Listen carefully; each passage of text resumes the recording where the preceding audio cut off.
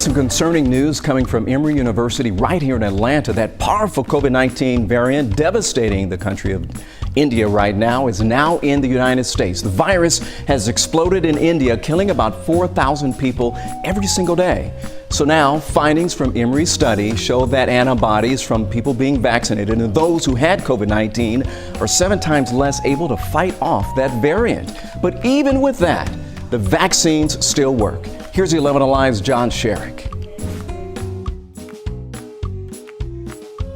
Fighting COVID in India on Tuesday. A hands-on battle for families who bring loved ones to emergency rooms, who must try to care for them themselves, waiting for limited staff and medical resources that may not arrive because the powerful COVID variant is overwhelming the nation. Now Emory University researchers in Atlanta, led by Dr. Mehul Sutar, have found in preliminary studies that even people who have survived COVID and even people who have been vaccinated with Moderna or Pfizer are susceptible to this variant. The blood samples were approximately 7-fold less effective at their ability to block or neutralize this variant. One way of explaining, he says, why the variant has been able to spread throughout India and beyond so quickly. Now, family and friends of Rakesh Sitaram of Atlanta are mourning his death and trying to raise money to support his wife and son. He was 38 years old. He'd been in India, unable to return home because of the travel ban. But all that time, he avoided infection, on the verge of finally flying back to Atlanta. But when the variant swept through India, he succumbed. He died there last week. Dr. Sutat's team found that despite the variant's potency, the vaccines can still work against it. Being able to increase the rates of vaccination will certainly help in